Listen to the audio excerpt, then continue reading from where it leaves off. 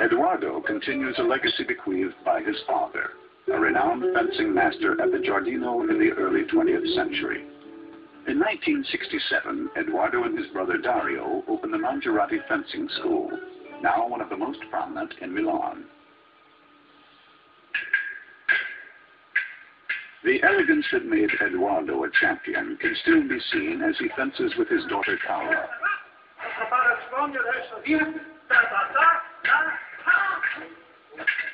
Eduardo no longer competes. It is said that 2 lifetimes are required to master the sport, for by the time one is old enough to grasp the subtleties of the game, the body is too old to execute them. At 31, Stefano Belloni is one of the top-ranked fencers in the world, but he must train constantly to stay on top.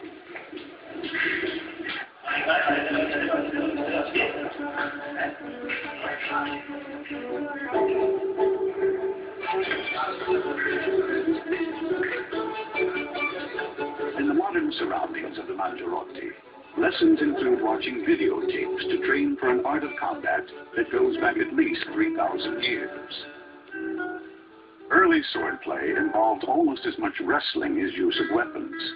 Finesse was not a major requirement. In the Middle Ages, massive swords with heavy blades were needed to slash through armor plates.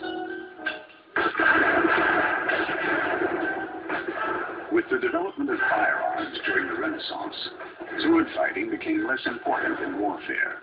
The sword became lighter and thinner, and was used more often in dueling.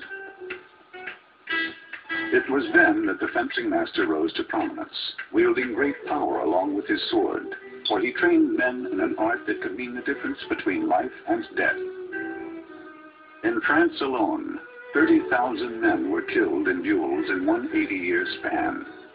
So a good fencing master was a worthwhile investment. Of the 3 types of modern competitive swordplay, the rules of épée are closest to those of an actual duel. In the 1984 Olympics, Stefano Belloni fences with an épée against a Swiss opponent.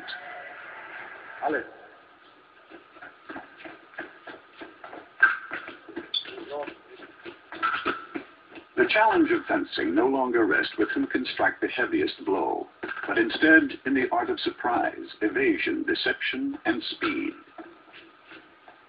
What began as a bloody battle fought in heavy armor is now a ballet in white, judged by men in tuxedos and scored by points rather than by who survives.